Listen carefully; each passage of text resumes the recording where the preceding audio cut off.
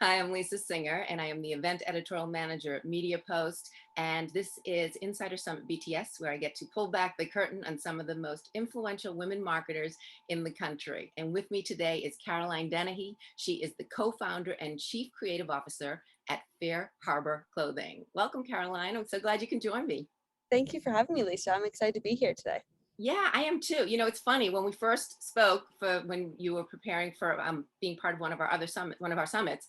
I didn't really think of you for this series because, do you mind if I bring up your age, like in terms of you're so young and Oh, just totally, absolutely.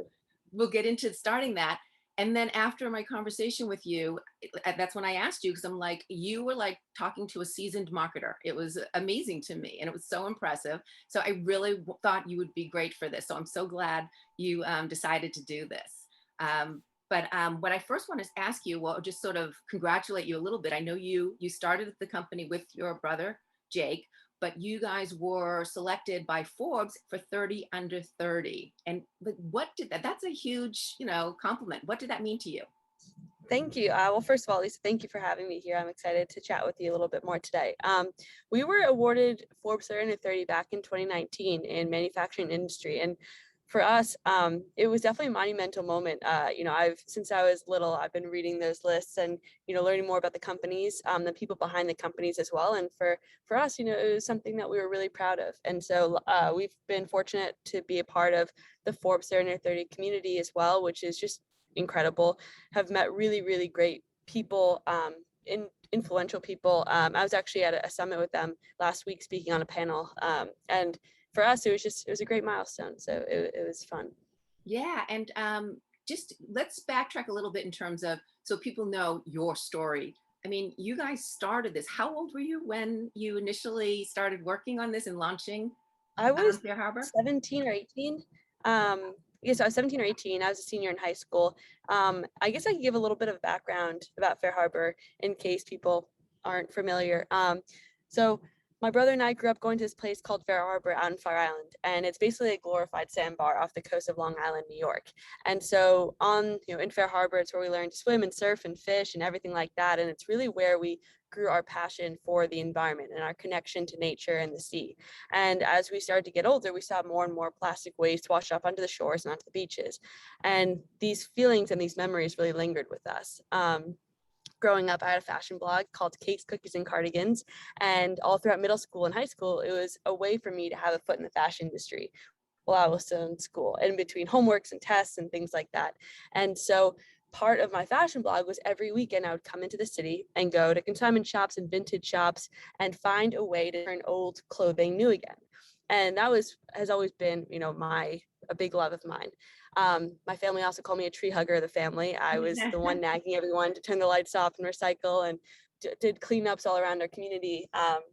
And so Jake was a junior in college, and he was learning all about plastic waste and its impact on our environment as a geography major.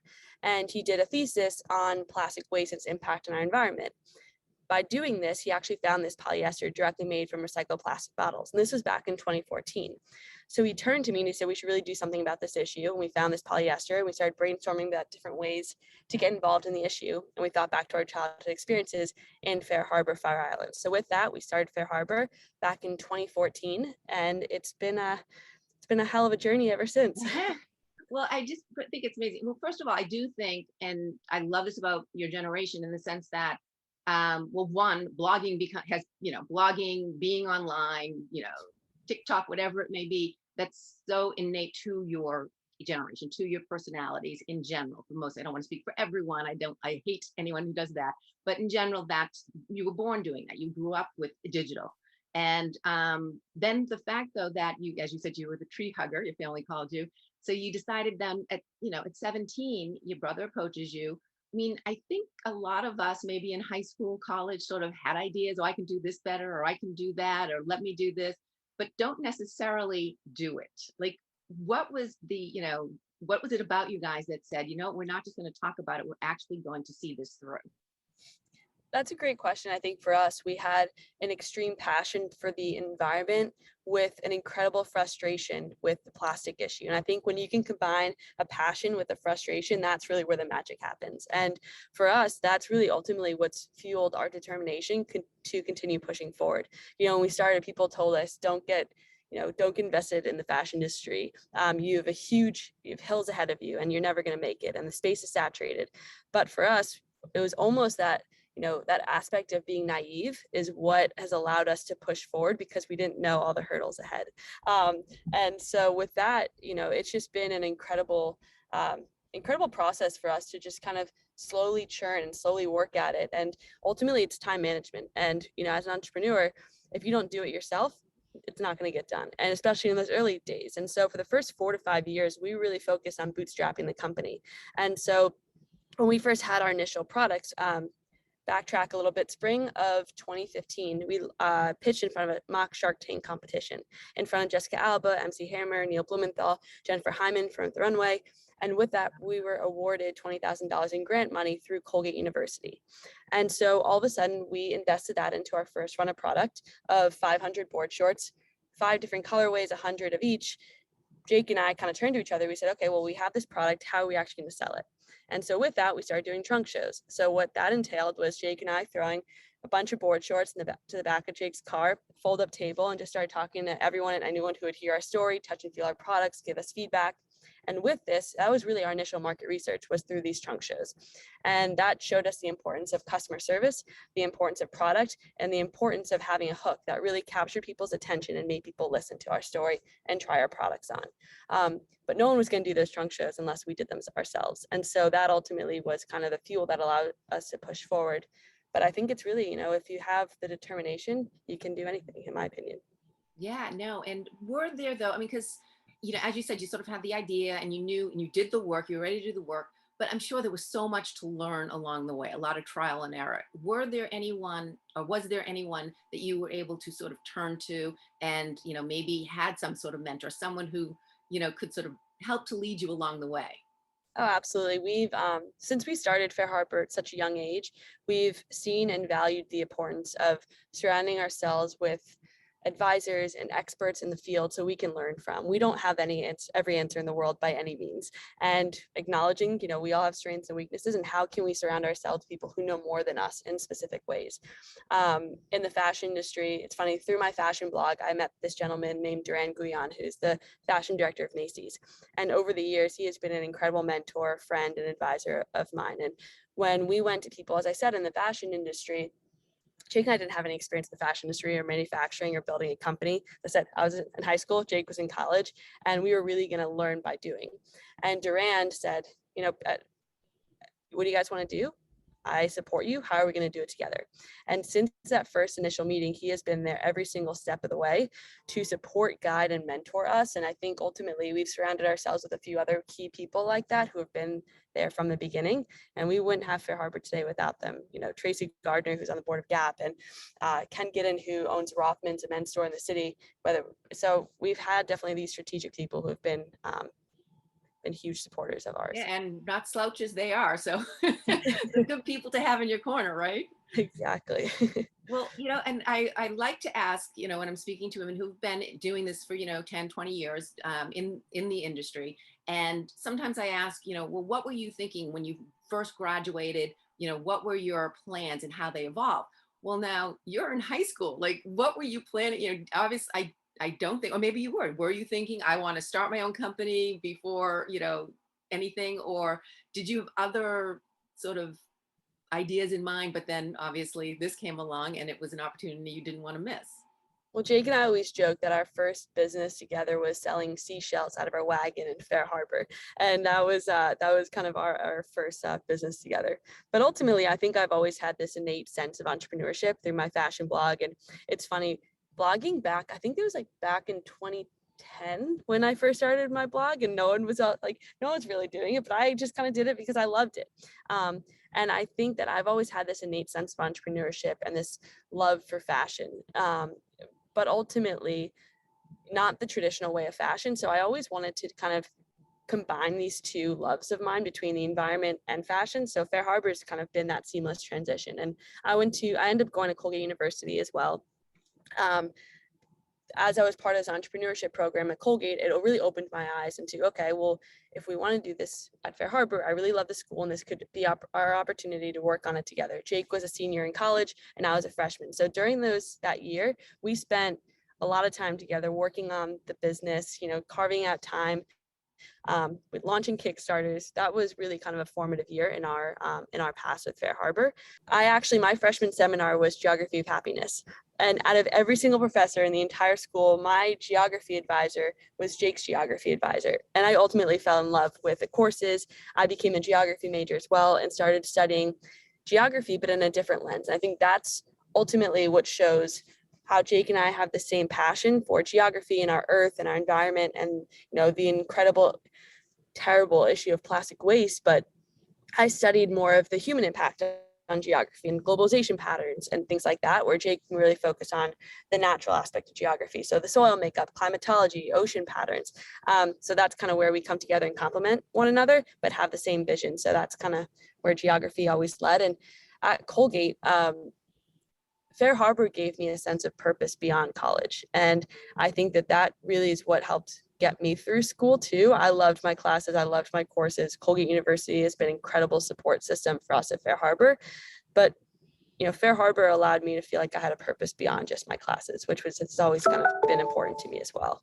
Yeah, no, and I understand that. Even I remember in college, I just couldn't wait to get out to work. Like to me, like some people embrace it. And I think, a lot of people go back to college because then they appreciate it more, maybe after they've been working. But during those college years, it's kind of like a means to an end in a sense, which I enjoyed college. I loved my college years, but I couldn't wait to get out to the workforce. So I completely understand where you're coming from there. But I have to say, like I love my brothers and sister and but I don't know how much time. It sounds like you guys need to spend a lot of time together. Obviously, you do complement each other, but does that ever get a little complicated or maybe, okay, leave me alone? It really doesn't. I wish I had some funny stories to say in terms of, how we fight here and there, but like we really have such a great relationship. And I think it's built on trust and I think it's built on respect. But at the same time, we do have complementing skill sets. And just because, we have the same passion, we have trust, we have respect, if we also had the same exact skill sets, it wouldn't work. And I think that's where we complement each other. We share the same vision, share the same childhood experiences that we constantly draw inspiration from. Feel really fortunate to be able to have the relationship that we do together. We just moved offices actually 3 weeks ago today. Our mom is our what's her title? Office happiness manager. She's in the mix too. And ultimately, Fair Harbor is the full family brand. And we mean this on the bottom of our hearts. And it's our goal to turn our employees and our customers into family. And so everyone feels like they're welcome around a Sunday night dinner table or a weekday bonfire. And part of that is just bringing people into that Fair Harbor family mentality. And with siblings and my mom, my dog Maverick makes a casual appearance too. So it's been great. That's great. And I mean, I think that makes a huge difference. And I think we're seeing that more today in the workplace, especially, I mean, since we've been through COVID, which has been a horrible time for so many people, but for a lot of industries, I know when I speak with people, they're saying they become more, the personal lines have sort of crossed, they've blurred more from professional to personal. And they feel they're better for it. And in a sense, that's sort of where you seem to be wanting right from the start, that's what you're looking for within your company. Absolutely. And I heard the expression the other day, it's not work-life balance, but work-life flow. And for us, I think really that blends the boundaries because Fair Harbor, at least for Jake and myself and everyone at the company, it's, everyone, hopefully we're creating an environment where people just love to be here and love to work with one another, collaborate, have a holistic view of the business, and ultimately are energized to come to work every day.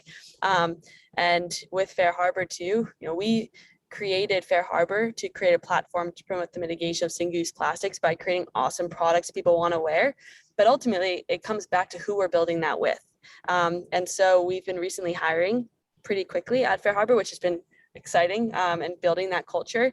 And for me, it's a three-pronged approach on how we hire people. One, you have to be skilled at your job. Two, you have to bring experience to the table. And three, you have to be a good person.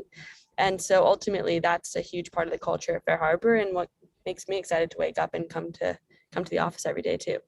Yeah, that's great. Because that really, I mean, if you don't enjoy your work, then, I mean, that's what you're doing a good amount of your time. So really, it's so important. I'm curious if, obviously with a startup, I'm sure there were a lot of things that maybe didn't go quite as planned. Or even before that, I love to ask about the silver lining, sort of that thing that you went through that was just maybe horrible. You thought it was the worst thing that could happen, but it turned into really what it couldn't have been better that it did happen. Has anything like that happened to you? What's your silver lining, whether it be during this startup phase and getting to where you guys are, or even before that? Maybe there was something else that might have been, and it directed you in a way that you might not have realized. I think, there's those type of experiences that come up every day to some extent. And it's funny when people ask me what my typical day is. I'm like, I don't really have one of those. But I think ultimately thinking back to our first production run that I mentioned for the summer of 2015. Jake and I had, poured our heart and soul into the first production run. We finally got the product here. We brought together our friends and family to the Delancey Lounge in Lower East Side of New York, and we were doing a little launch party during the summer. And all of a sudden, Jake goes to the restroom, goes to the bathroom. All of a sudden, he comes out. He's like, Caroline, the zipper on the fly wasn't sewed down correctly, and it was glued, and it had come apart. And we had just sold a lot of these shorts to our friends and Oh my family for the gosh. first time. Everyone was here celebrating, and we're like, well, shit, like, what do we do? And this was ultimately felt like the world was crumbling around us for a few minutes, but it was one of the most important lessons for us in terms of customer service and how the customer always comes first. So we took the product back. We went to a local seamstress. We had all of the Velcros sewed in correctly and then distributed them back to everyone. Thankfully, I think it was like 40 units at the time. So nothing, nothing that would break the bank. But for us, we stand behind our product 100% when it goes out the door. And when we don't, we make up for it. And we can admit when we're wrong, and we can learn from our mistakes. And from that too, that was just one of those things where it's sure we could have sold the product knowing that, there was a default, but that's not who we are. That's not our nature. And so we took it back and we made it right. And then we sent the product out again. So Well, that was definitely in the early days, but it was definitely a strong lesson to be learned. well, I also think that that sets the tone for your company. I mean, I mean, anyone who was one of those 40, whatever amount of people I think that would make them feel better about you, not like, oh, they messed up, more like, wow, they're standing behind it. They're going to make it better. And they're doing that, which to me is much more important for longevity than if you just said, well, we'll do better next time. So I definitely think that was, as we say, that silver lining. I think it probably benefited your company even more so. Absolutely. And I think that goes back to transparency and honesty across the board. Whether it's talking about the fabrics that we make all of our garments from and post-consumer recycled plastics, how we treat our employees, how we treat our customers. If, that honesty and that transparency isn't there, we don't have the morals and the values of how we hold the company up to. So that's definitely something that's been a tried and true since we started. Yeah. And we're talking a little bit about, having that family mentality in your work, but also this past year, we've seen a lot of communities having it's been a very difficult time for so many communities, and people are coming together. People are finally voicing it seems like hopefully it will stay that we need to do something differently. We need to be more inclusive. And obviously sustainability is so important to your organization, but what do you feel the responsibility as an organization is in the position you're in terms of, do you feel like there is a responsibility for not only in what your sustainability for the earth, but also for communities to stand up for what you believe in, and to help give communities that maybe don't have your voice, give them that sort of shine that spotlight on them?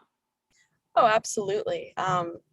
I think sustainability crosses boundaries and borders, and, it can affect each and every person, no matter who you are, no matter where you are, what you do. And so for us, we lead community cleanups. And so we go into multiple different types of communities and neighborhoods, do local cleanups. And for us, establishing those community footholds has been so incredibly important in terms of talking to people, getting out there, showing people how to live more sustainably. And ultimately, I think that's what gets me so excited, is to have those intimate conversations, those intimate interactions, to be a part of communities besides our own. Get out there, do things. And for us, then, how can we show people to live more sustainably in an approachable way that doesn't seem so doom and gloom, that doesn't seem so overly scientific, but that just seems like we're people doing good and inviting others into our community as well.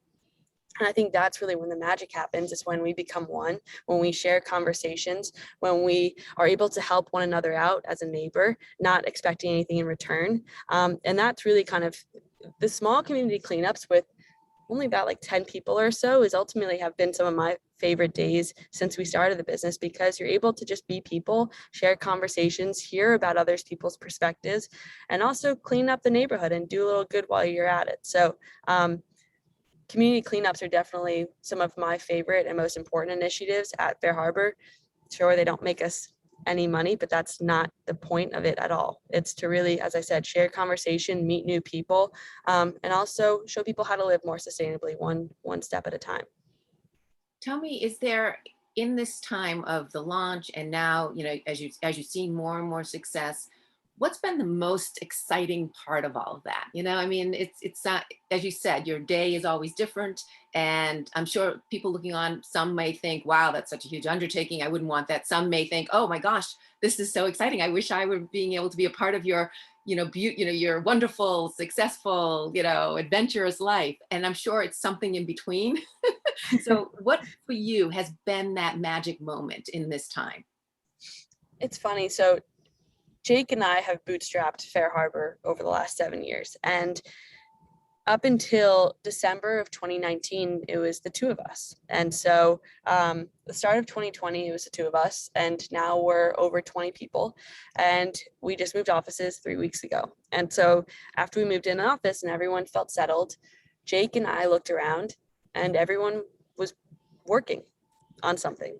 And for us, it was to see people work towards what we're building and have the passion and energizing motivation to continue just helping us push Fair Harbor forward. And that was one of like the most special moments. It was super small. No one even knew that it was happening, but just to look around and see people working. And it's hard to explain, but I think it kind of just brings everything that we've been working towards for the last 7 years together when you see other people working on a vision that you started. And so that's been a really special moment. And I mentioned before, just building a culture of really good people who can help us push Fair Harbor forward. And for us, we want to be the next iconic American heritage brand. And for that, we need a team to do that. So that's been really special, and to build it with Jake. And yeah, it's been a wild ride.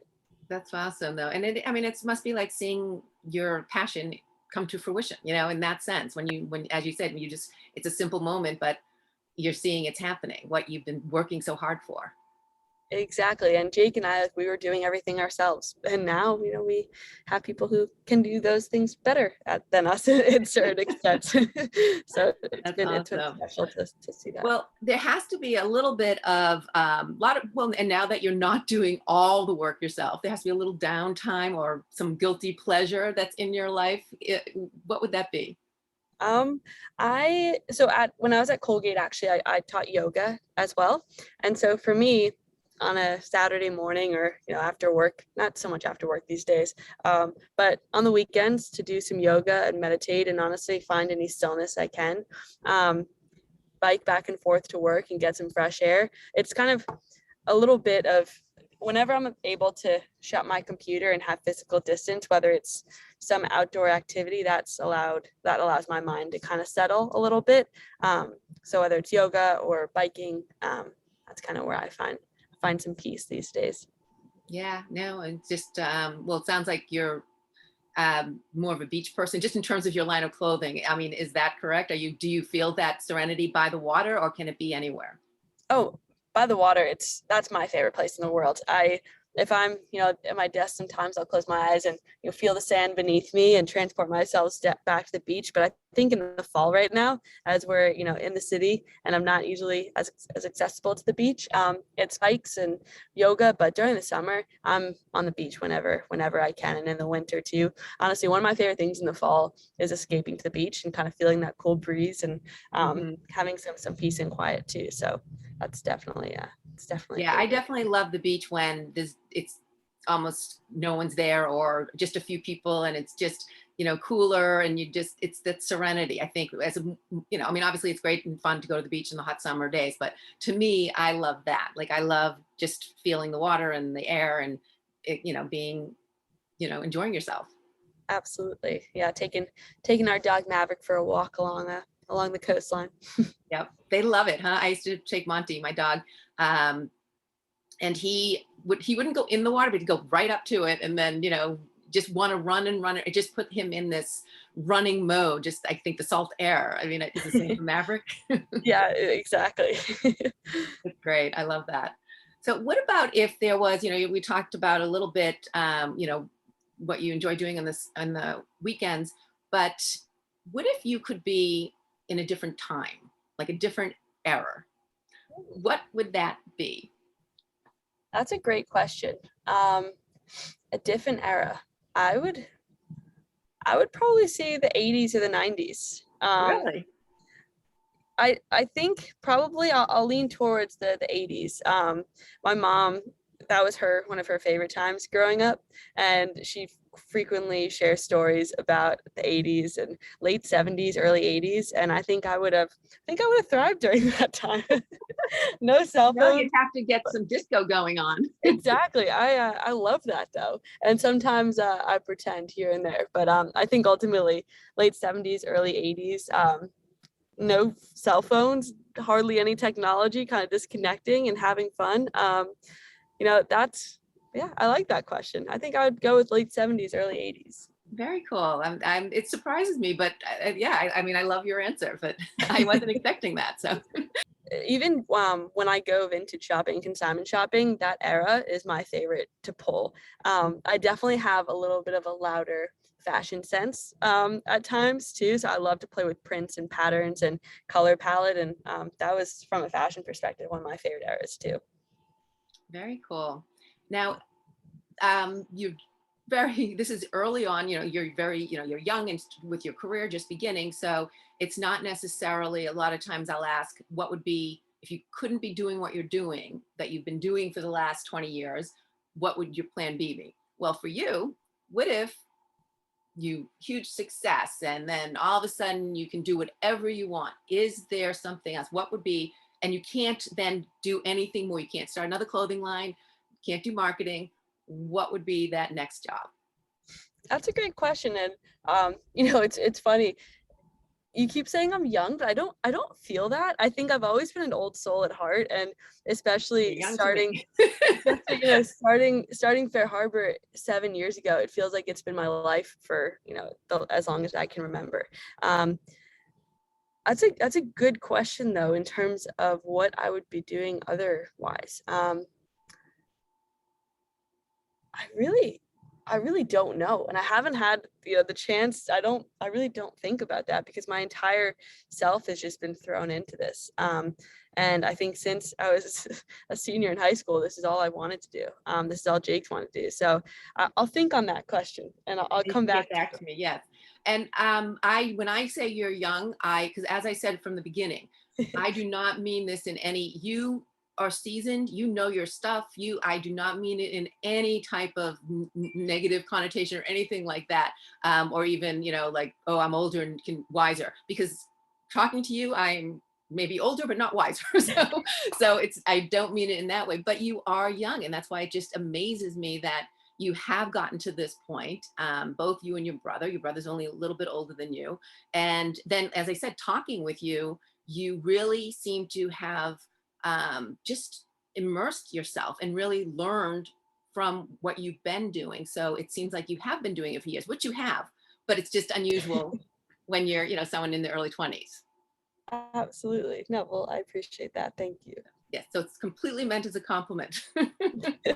But anyway, this has been awesome. I really am so glad that we were able to do this, and I wish you all success. I think you guys are going to take it far, and I just really think it's exciting, and I'm so glad to have been, learn a little bit more about your journey and hear more about what you're doing. And we'll do this again in 10 years, and there'll be another story to talk about.